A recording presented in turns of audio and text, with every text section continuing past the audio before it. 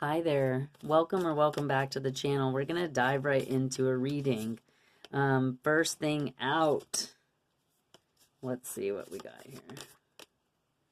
All right. Looks like this one wants to come out. We have the creator. Look at this. We've got some artistry energy here. Lots of black and white. It almost looks like an illustration pen and then some watercolors. So this is an invitation to be creative, to tap into your creative energy.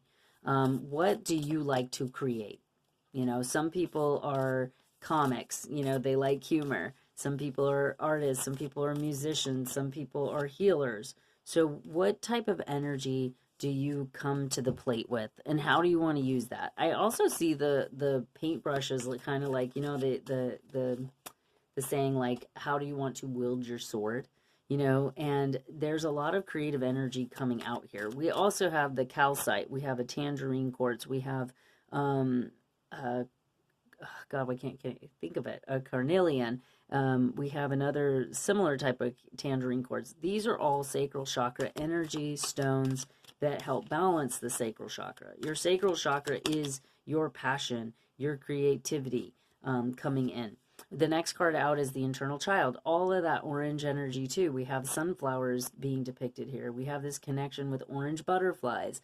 We have a child with orange hair. And so the idea here is to connect with the internal child. The light attributes are determination to remain young in your body, mind, and spirit, ability to see things with fresh eyes. The shadow attributes are here, and something you need to be cautioned about is the inability to grow up and be responsible, extreme dependency on others for physical security. So it's funny that it comes in with the creator because it reminds me of like the, oh God, what's the word? The starving artist. So some of this, what we're looking at is, one, you want to stay young. You want to have the ability to see things through fresh eyes because then you're really truly creating from an authentic and genuine space, right? But then this idea too of maybe making money with your creation, to be able to not have to depend on other people, to step into a more mature aspect of how you create. Does that make sense? So like that you're able to make money with your creation. You're able to support and sustain yourself with what it is that you're creating. So if you are in a process of something where it's like you're kind of like leveling up, like maybe you have, you know, something that you do and you're trying to make money doing it, or you're going to quit a job because you want to go into a new development of yourself in some way. There's two things here with one, you know, keeping it light, play, you know, enjoy how you're creating, but then also this vibration of, you know, being able to depend on yourself to be responsible for who you are. It's also a caution because I think sometimes when we grow up, when we quote unquote grow up, we lose that playful aspect that has creation. You know, like my daughter can play dollies, you know, which is basically like Barbie dolls, but she has all this creative energy to play these imaginary things for hours. And my energy is kind of like, I can handle that for like 20 minutes, right? And I feel like I'm a pretty creative person. But it's like sometimes our creative process can get driven by other things. Whereas with a child, there's a playful energy. There's kind of just allowing things to come in. There's more of like a channeling type of playful energy. And sometimes we get too serious. You know, we get a little bit too serious about what it is that we're doing and we forget to have fun. So if you are a musician, you can spend hours playing music. But if we're like, oh, I need to make money or I need to get this, I have a deadline, then sometimes that can kind of kill the fun creative energy because we're putting a pressure on ourselves around it, and it changes the quality of it changes, the vibration of it changes, if that makes sense. So then we have the student energy, which I'm not surprised. So we have like this younger energy. I'm going to pull 3 of these cards. We have this younger energy coming in saying like, be playful, be young at heart, be open to wonderment, be open to learning, to allowing like spirit and or even your own creative process to open you up, to guide you. Okay, so I'm going to go ahead and read the card. For the student, it says humility and devotion to knowledge, openness to lifelong learning. and you have a tree with like all of these different books, and the tree is just reading through, like going through this knowledge, it seems actually kind of quickly.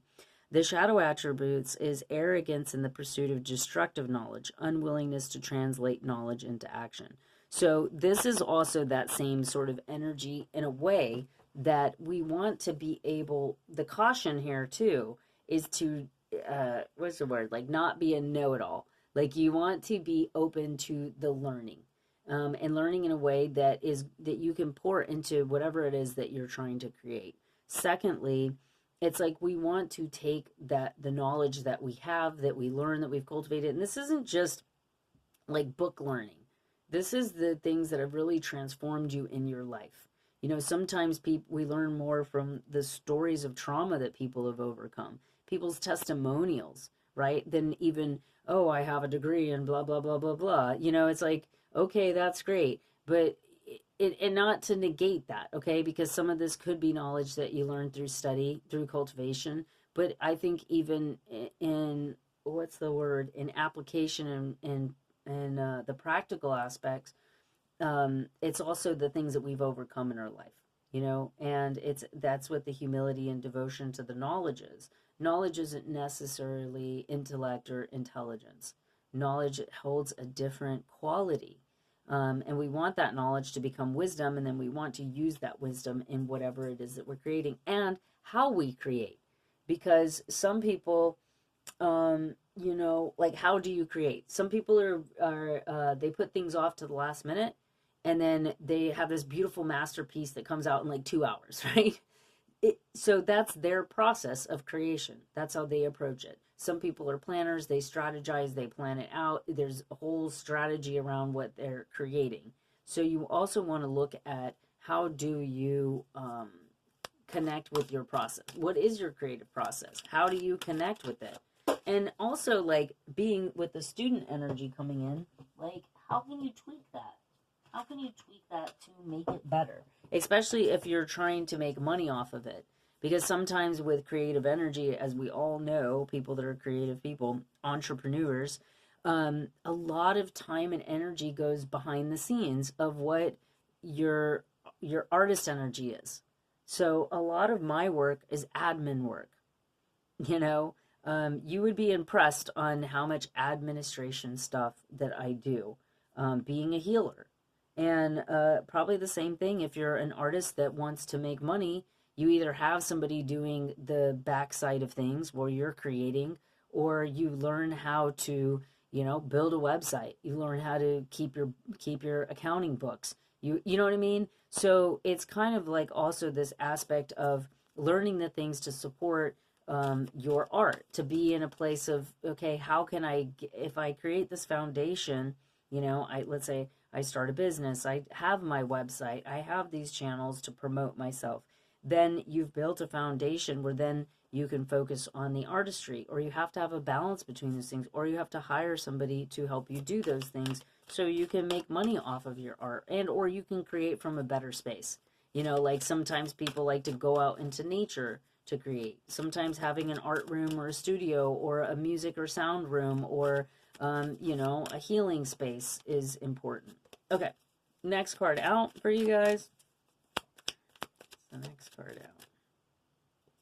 It's like a whole bunch of them. Just, I love it when the cards like kind of do their own thing, where they, it's just the shuffling itself has its own quality, where it's like you're trying to pull one out and it doesn't want to come out, or they fly everywhere, you know, that kind of thing.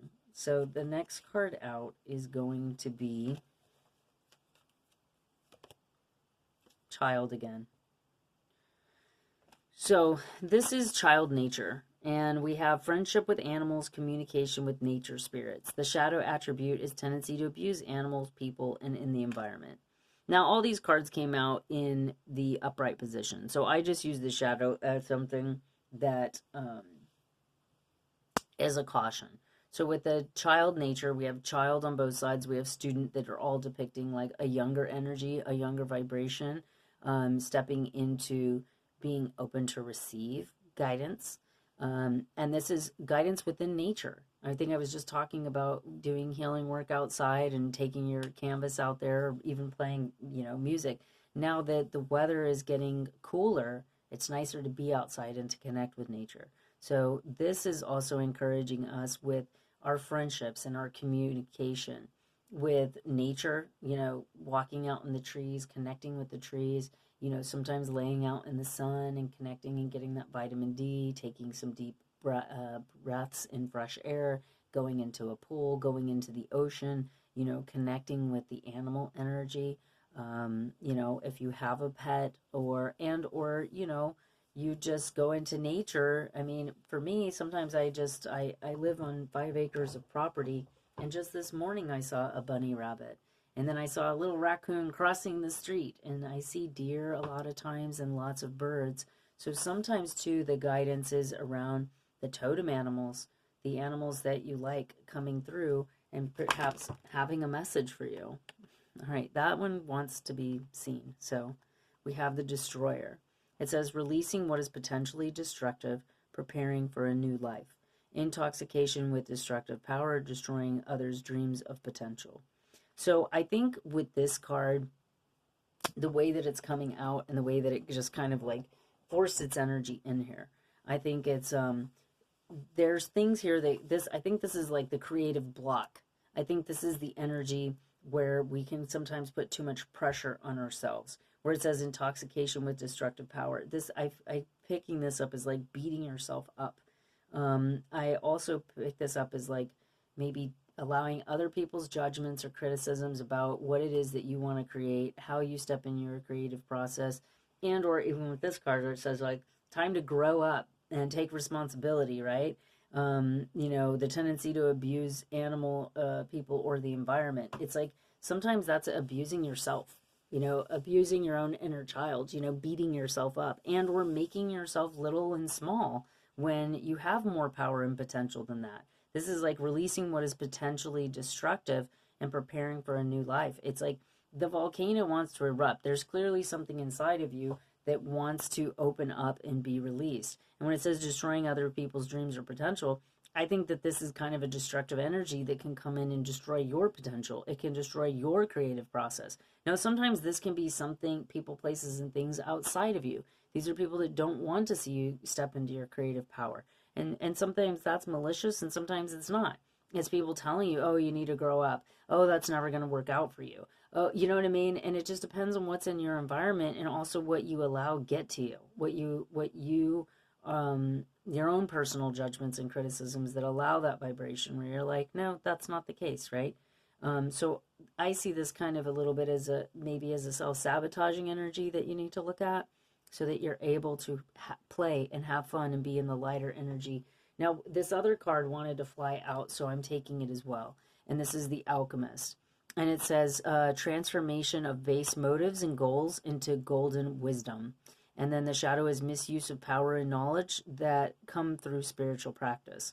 So the idea here is like, and I see this a lot with some of the ways that our society now is like, manifest $1 million in 3 days or whatever, It's like I always feel like when we are creating, when we are manifesting from a true space within ourselves, we're connecting with the highest aspects of ourselves, and that it's not just about, turning, grain to gold, let's say. It's the grain to gold sometimes is the things that we overcome. The grain to gold is the connections that we cultivate. It's the freedom that we get through our creative expression. That can sometimes be the gold. I think I talked in another reading about community and how we can cultivate a bunch of materialistic things, but if a fire takes that out, if our health is bad, then what we really need is community. We need human connection. We need connection to nature. We need connection to the playful, joyful aspects of ourselves. We need sometimes knowledge and information that keeps our minds healthy and exercised, right?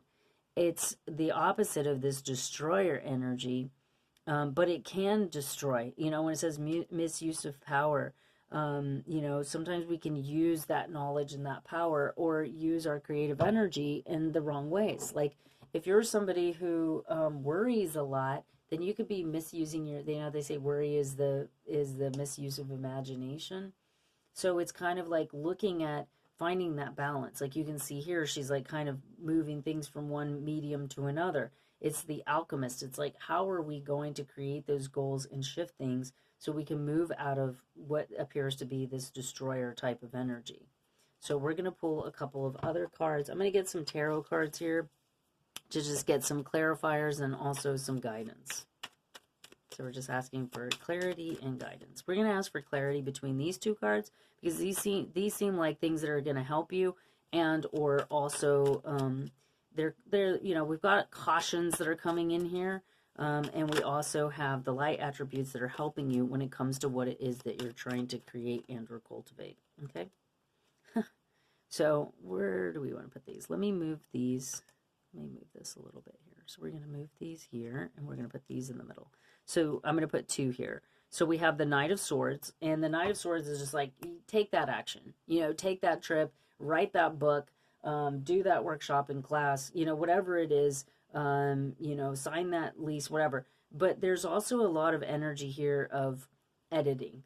So I don't know if you can see this, I'll bring it up to the camera. So you have spiritual guidance coming in with these little fairies that are looking over the things that she's throwing away. So she's writing a bunch of stuff, she's crumbling up the paper, and she's tossing it. And they're uncrumbling it. One of them looks kind of like, not again, and they're like, wait, let's see if there's anything good here that we need to cultivate. So this is kind of like not getting impatient with yourself, not getting frustrated. This greatly depicts the creative process because we have the knowledge being channeled. Then we have this idea of writing it out. We have the elements here. We have wood, fire. We have the mineral kingdom here, metal. And then we also have the cup, which is depicting water. And so we have a balance of the elements. We're having a creative process taking place here, which is beautiful because that's what we're talking about. But be careful not to beat yourself up, not to become overly critical with your process, okay? And this is like a burnout energy. So here we have the Eight of Swords, and as you can see, we have all these fairies like looking through these different, Book of Shadows over here, and like, some art in the back with an easel, and this person just looks fried. They look burnt out. So there is the caution coming through here is one, be gentle with yourself in the creative process. Allow the knowledge and wisdom to come through, but be careful that you're not burning yourself out. Now, the thing is she has the art, she has the books, like everything's already written, right? So here's like the beginning of the process. It's kind of beautiful and nice, and there's balance. Then we get to the Eight of Swords, where this person has completed things, but they're completely burnt out. So you want to remain childlike in this. Don't just like push through, and then you're not taking care of yourself. You're not being playful. So you see the darkness and this energy, kind of the shadow, where there's a light, soft hue coming through in this card, okay? Let's see. Let's go ahead and see some outcome energy. I want to see some outcome energy around this creation. What are you creating? And what is the guidance around what you are creating? And what is the outcome energy around your creation? So this is beautiful. We have the One of Wands. And this is a passionate new beginning. So you can see here, she's like she's either lighting the candle on fire or she's lighting the wand on fire. We have a little salamander down there supporting the base of this endeavor. So this is a passionate new beginning. This is a fire, a spark. So I think what this is depicting is you coming more into a childlike and student form that's going to support your creation. You're clearing out some of this energy around the shadow aspects, around alchemizing, having a balance so you're not burning yourself out, I think is very important. And this can sometimes be stress or worry. So if you do have some of the, energy around needing to make money with what it is that you're creating and doing, don't get caught up in the worry and the doubt and the other things that you're what's the word, like you're creating obstacles in your own creative process. You're slowing the progress creatively because you have to understand that it is a process, and the quality in which you cultivate is the quality in which you go in with your mind, okay? And that's coming through here in the Eight of Pentacles. See how happy she is? She's working with these little gnomes. She's very happy. There's a very strong grounded energy coming in here. This is a working card, and the pentacles always depict money, financial gain. But this I'm seeing is like that it's a joyful process. You're working hard, but you're happy. You're not working out to the point of completion, and then you're so burnt out that you can't even see straight. And you know what I mean? It's the idea of like, and then I also see them helping her. So it's the idea of being helped and allowing that guidance to come through. They're not just here around you and you're not really listening to the guidance. You're allowing them to come in and help you shape and create form in what it is that you are trying to create. I'm going to ask for 2 more because we have a little bit more time here coming in. And again, so many creative cards. I love this. So this is the 7 of Swords, but what I see here are blank sheets of paper, these same 3 little fairies that are floating around, giving you a blank slate. So with this passionate energy coming in, let me see, can you still see that in the camera? Yeah. With this passionate energy coming in, we are also seeing a passionate new beginning, but we're also seeing a beginning here. Pages that want to be written. What do you want to write? What do you want to cultivate? And even if you're not a writer, which if you are a writer, fantastic, take it as it resonates. But if you're not a writer, it's also like, what do you want the next chain of events to be? What do you want your story to be? What do you want your image to be? What do you want your song to be? What do you want your, if you're a mother or a parent, what do you want the imprinting of the lessons that you teach your child to be? You know what I mean? It's like, it's the clean slate here. We're going to pull 1 more. I said 1 more and then I got 2 more. So, and then we have, again, this caution about overdoing it. So here we have the 10 of Wands. It's a late night. She's coming in after a long day of work, opening the door late at night. So there is caution twice here about maybe recharging in nature. That part of this is, being student-like, but not overdoing it. Not putting yourself to the point of exhaustion. Now, sometimes when we have deadlines, we have goals, there's things that we're trying to complete, we kind of push ourselves a little hard. But there is a word of caution here in not overdoing it, not pushing yourself to the point of fatigue or exhaustion, okay? And so we have vitality.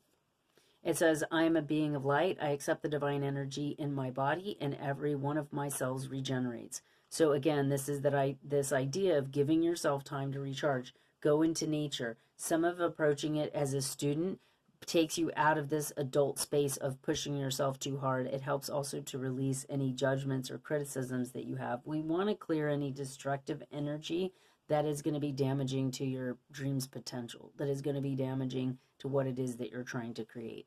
We have inner work. God brings me ideal situations for my inner healing. As I become aware of my weaknesses, I turn them to strengths. I direct my thoughts towards the light, and I see the positive side of every stage of my life.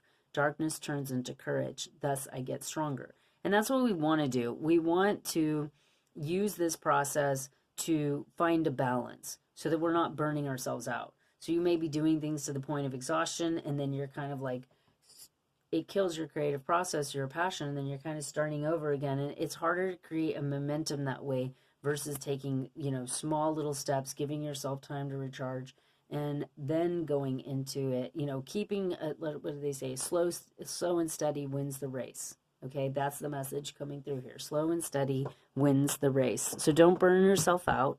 But there's all positive messages here in terms of what it is that you're trying to create. Now, I'm going to pull 1 more card because I feel like I need to kind of, leave it on a positive note and not just a cautionary note of you not burning yourself out with this, okay? So we have healing. It says the frequency of healing supports our intrinsic ability to restore our health and wholeness by consciously using the information that comes to us through our senses and harmonizing everything accordingly. So this is helping you to heal the creative process and your approach to it. Then the next thing is conception. The frequency of conception invites us to bring our consciousness to our origin, the place where everything in creation begins. It helps us to remember the infinite potential and possibilities of this space and what we can manifest through our focused awareness and attention. Beautiful, beautiful messages, okay? So thank you so much for your time and energy. I hope that this helps you in your process. Good luck with whatever it is that you're trying to create. It seems like you have immense talent and ability to bring this into form. And you have all of my prayers and support in your process and in doing this. And I hope that I could help you in some way. If this resonates with you, you know, do the thing, like, share, subscribe, comment below, and or just follow along. We'll see you in the next reading. And again, good luck with your creation. I can see that you're working very hard and you're very passionate and you love what you do. And I wish you nothing but the best. Blessings, and we'll see you next time.